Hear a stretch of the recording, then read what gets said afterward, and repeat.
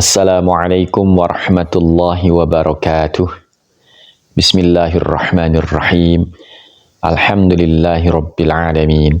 Assalatu wassalamu ala sayyidina Muhammadin wa ala alihi wa ashabihi ajma'in wa ba'd. Kaum muslimin muslimat dimanapun berada, alhamdulillah, thumma alhamdulillah. Puji syukur hanya untuk Allah subhanahu wa ta'ala, Zat yang senantiasa memberikan beragam nikmat dan rahmat kepada kita. Salawat dan salam semoga Allah limpahkan kepada Nabi kita Muhammad sallallahu alaihi wasallam.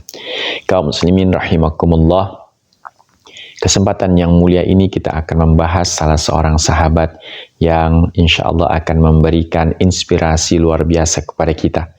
Salah seorang sahabat yang insya Allah akan menyadarkan betapa kita ini semua adalah penting di hadapan Allah subhanahu wa ta'ala.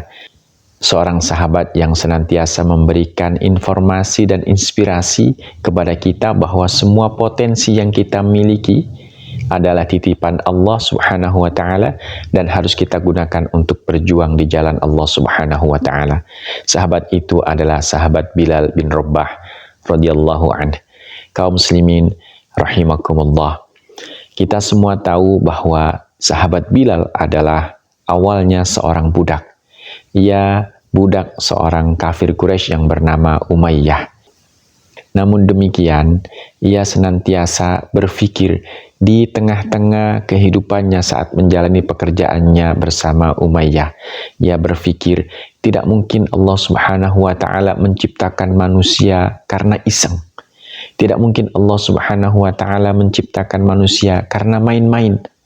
Tidak mungkin Allah subhanahu wa ta'ala menciptakan manusia tidak punya tujuan. Allah menciptakan manusia pasti ada tujuannya. Pemikiran ini kemudian mengantarkan dia untuk senantiasa bertadabur, senantiasa berpikir, senantiasa merenungkan keadaan dirinya dan tujuan ia diciptakan oleh Allah subhanahu wa ta'ala. Karena sejatinya saat itu orang-orang Arab dan orang-orang yang bergaul dengan orang-orang Arab dan tinggal di Mekah sudah mengenal Allah subhanahu wa ta'ala, namun mereka mempersekutukannya. Pikiran Bilal ini kemudian seakan disambut oleh Allah subhanahu wa ta'ala. Ia mendengar tentang sosok Nabi Muhammad sallallahu alaihi wasallam yang mengajarkan tentang kesetaraan, yang mengajarkan tentang betapa manusia ini diciptakan oleh Allah, dihadirkan oleh Allah di muka bumi ini, dan diciptakan dengan tidak sia-sia. Artinya setiap manusia ini memiliki potensi yang penting di hadapan Allah. Manusia ini penting semuanya di hadapan Allah subhanahu wa ta'ala. Kemudian ia bertemu dengan Abu Bakar dan ia minta kepada Abu Bakar untuk dipertemukan dengan Rasulullah Sallallahu Alaihi Wasallam. Abu Bakar pun kemudian meluluskan permintaannya dan akhirnya ia dibawa kepada Rasulullah Sallallahu Alaihi Wasallam. Di hadapan Rasulullah Sallallahu Alaihi Wasallam, Bilal bertanya kepada Rasul tentang agama Islam yang beliau bawa. Rasulullah pun menjelaskan dengan tulus apa yang beliau bawa, menjelaskan tentang apa itu Islam. Dan akhirnya Bilal pun bersyahadat setelah mendengarkan penjelasan Rasulullah sallallahu alaihi wasallam. Setelah ia bersyahadat, ia pun kembali kepada tuannya. Ia bekerja seperti biasa. Namun demikian, akhirnya Umayyah tahu bahwa Bilal sudah bersyahadat kepada Rasulullah sallallahu alaihi wasallam. Padahal Umayyah sangat memusuhi ajaran Islam yang dibawa oleh Rasulullah sallallahu alaihi wasallam. Karena Umayyah marah, karena Umayyah sangat benci kepada Rasulullah sallallahu alaihi wasallam, ia pun juga benci kepada para pengikutnya, termasuk di dalamnya adalah Bilal. Ia kemudian menyiksa Bilal, ia menjemur Bilal, ia meletakkan Bilal di atas buah batu saat matahari sedang terik. Ia memaksa Bilal untuk berbaring di atas buah batu tanpa mengenakan pakaian. Tentu saja kulit Bilal terbakar hebat karena matahari sangat panas. Di samping itu, ia juga memaksa Bilal untuk tidak menutup matanya. Ia memaksa Bilal untuk menantang matahari dengan matanya, tidak boleh menutup matanya. Ini adalah siksaan yang sangat pedih. Dan Umayyah menjalankan perbuatan biadabnya ini dibantu oleh Abu Jahal. Kaum muslimin, muslimat rahimakumullah. Allah Subhanahu wa Ta'ala sangat sayang kepada hambanya. Kemudian Allah pun mengirimkan bantuan melalui Abu Bakar. Abu Bakar datang kepada Umayyah. Ia berusaha menolong Bilal bin Rabah. Ia meminta kepada Umayyah agar ia menghentikan siksaannya kepada Bilal bin Rabah. Namun Umayyah berkata, "Siapa engkau? Berani-beraninya engkau melarang aku untuk menyiksa budakku yang merupakan harta benda dan milikku sendiri?" Abu Bakar tidak kehilangan cara. Kemudian ia menawar, "Bagaimana seandainya Bilal ini aku beli, wahai Umayyah?" Umayyah melihat peluang untuk mendapatkan keuntungan yang besar. Ia pun menaikkan harga Bilal tidak seperti pada umumnya harga seorang budak. Tapi karena Abu Bakar sangat mencintai saudara seimannya, maka ia rela membayar mahal untuk Bilal. Setelah Bilal dibeli oleh Abu Bakar, Bilal pun kemudian dimerdekakan oleh Abu Bakar. Abu Bakar mengatakan, "Wahai Bilal, saat ini engkau bebas." Kaum muslimin muslimat dimanapun berada, segera setelah Bilal bebas, segera setelah Bilal tidak lagi menjadi hamba sahaya, saat itu Bilal mendapatkan kemuliaan seorang sahabat seperti halnya sahabat-sahabat yang lainnya. Bilal pun kemudian aktif dalam perjuangan menegakkan agama Islam di atas muka bumi ini. Dalam setiap jihad, ia tidak pernah ketinggalan. Dan akhirnya, pada tahun 8 Hijriah, Bilal pun berpartisipasi dalam penaklukan kota Mekah. Saat itu kota Mekah berhasil ditaklukkan dan di atas bangunan Ka'bah yang selama ini dianggap sebagai bangunan yang angker oleh penduduk Mekah, Bilal kemudian berdiri dan mengumandangkan azan. Saat azan berkumandang, para sahabat yang sudah memenuhi setiap pojok Masjidil Haram mendengarkannya dengan khusyuk dan penuh hormat. Orang-orang kafir Quraisy seakan tidak percaya. Bilal yang dulu tidak memiliki derajat sama sekali di hadapan orang-orang kafir Quraisy kini menjadi orang yang mulia. Kini menjadi orang yang bisa menginjak bangunan yang mulia, bangunan yang selama ini mereka anggap sebagai bangunan yang angker. Kaum muslimin muslimat dimanapun berada, perjalanan Bilal ini kemudian memberikan informasi kepada kita bahwa penciptaan manusia tidak sia-sia. Betapapun hina seorang manusia, ia tetaplah penting di hadapan Allah Subhanahu wa Ta'ala. Allah Subhanahu wa Ta'ala menegaskan hal itu dalam firman-Nya di dalam surat Al-Mu'minun ayat 115. A'udzu billahi minasyaitonir rajim. Afhasibtum annama khalaqnakum abathan wa annakum ilaina la turja'un. Apakah kalian berpikir bahwa kami menciptakan kalian tidak ada gunanya atau sia-sia? Dan kalian berpikir bahwa sejatinya kalian tidak akan dikembalikan kepada kami? Al-Quran Surat Al-Mu'minun ayat 115.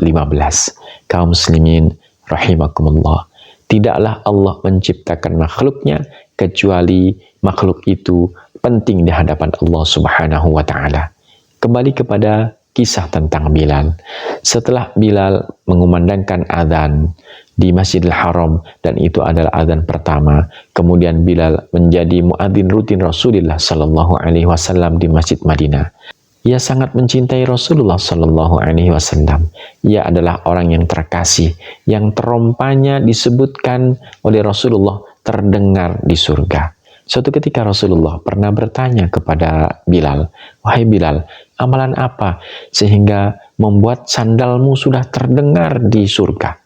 Kemudian Bilal menyebutkan, "Tidaklah aku berwudu kecuali aku melaksanakan sholat."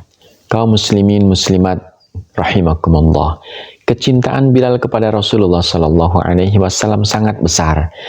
Bilal adalah termasuk golongan pertama yang memeluk Islam bersama Khadijah dan Ali radhiyallahu anhuma. Maka bisa dibayangkan betapa sedihnya saat ia melihat Rasulullah yang ia sayangi dan ia cintai kemudian tergolek lemah karena sakit. Dan akhirnya pada tahun 10 Hijriah ia melihat Rasulullah Shallallahu Alaihi Wasallam sakit parah. Sakit itu kemudian membawa Rasulullah Shallallahu Alaihi Wasallam meninggal dunia.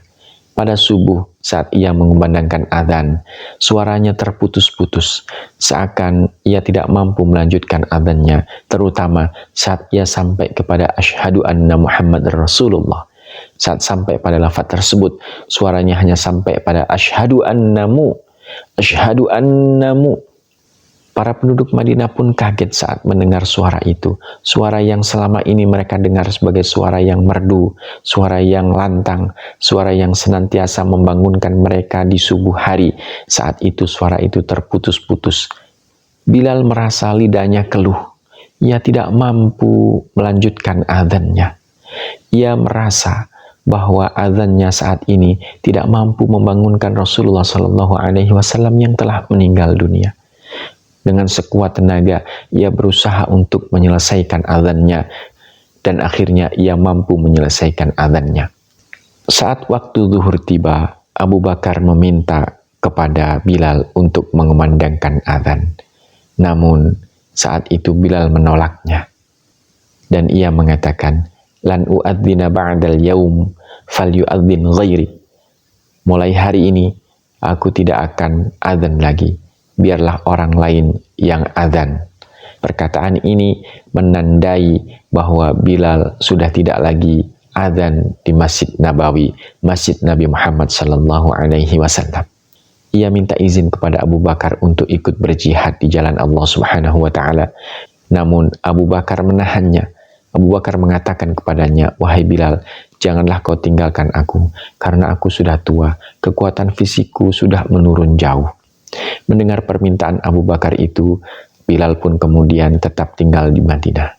Saat Abu Bakar sudah meninggal dunia dan digantikan oleh Umar, ia minta izin kepada Umar untuk ikut berjihad di jalan Allah Subhanahu wa Ta'ala. Dan akhirnya Bilal pun ikut berjihad untuk menaklukkan Baitul Maqdis. Baitul Maqdis pun berhasil ditaklukkan. Namun penduduk Baitul Maqdis, penduduk Palestina, tidak ingin memberikan negaranya kecuali kepada Umar bin Khattab, sang khalifah. Umar bin Khattab pun akhirnya berangkat ke Baitul Maqdis untuk menerima penyerahan Baitul Maqdis kepada dirinya. Saat Baitul Maqdis diserahkan oleh penduduknya kepada Umar bin Khattab, Umar bin Khattab pun kemudian meminta Bilal untuk mengumandangkan azan. Lalu Bilal pun mengumandangkan azan. Saat Bilal mengumandangkan azan, semua sahabat khusyuk dan terharu mendengarkan suara Bilal bin Rabah radhiyallahu an. Mereka teringat masa-masa di mana Rasulullah sallallahu alaihi wasallam berada di tengah-tengah mereka. Kaum muslimin muslimat rahimakumullah. Bilal adalah seorang manusia, dan semua manusia memiliki jiwa, dan setiap jiwa akan mencicipi maut. Dan akhirnya pada tahun 20 Hijriah, Bilal dijemput oleh Allah Subhanahu wa Ta'ala. Bilal diambil oleh Allah Subhanahu wa Ta'ala. Saat ia akan meninggal, ia mengatakan, "Wa farhatahu ghadan nalqal ahibbah Muhammadan wa sahbatan."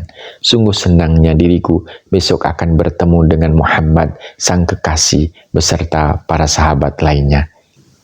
Terkait akhlak Bilal, Rasulullah menyebutkan, "Mathalu Bilalin mathalu nahlatin ghadat ta'kulu minal hulwi wal mur thumma yumsi hulwan kullah." Rawahul Hakim. Artinya, perjuangan dan usaha Bilal seperti karya usaha lebah. Ia makan yang pahit dan yang manis, tetapi semuanya beralih menjadi manis. Hadis riwayat Hakim. Dari kisah Bilal ini, kita bisa mengambil beberapa pelajaran. Yang pertama, semua ciptaan Allah penting, terutama manusia. Yang kedua, akhlak akan memuliakan kita. Apabila kita memiliki akhlak yang mulia, Allah akan memuliakan kita. Apabila kita memiliki akhlak yang tidak baik, maka Allah akan menghinakan kita. Yang ketiga, Allah Subhanahu wa Ta'ala menitipkan potensi kepada kita. Semua yang ada di dalam diri kita adalah potensi. Maka kita harus menggunakan potensi ini untuk berjuang di jalan Allah Subhanahu wa Ta'ala. Kita harus menggunakan potensi kita untuk Allah Subhanahu wa Ta'ala, meskipun potensi kita kecil dalam pandangan kita. Tapi yakinlah bahwa apabila itu kita gunakan di jalan Allah, maka itu akan mendatangkan pahala yang besar. Itu besar di hadapan Allah Subhanahu wa Ta'ala. Terima kasih atas perhatiannya. Semoga kita bisa meneladani sahabat Bilal bin Rabah. Wal afu minkum. Wassalamualaikum warahmatullahi wabarakatuh.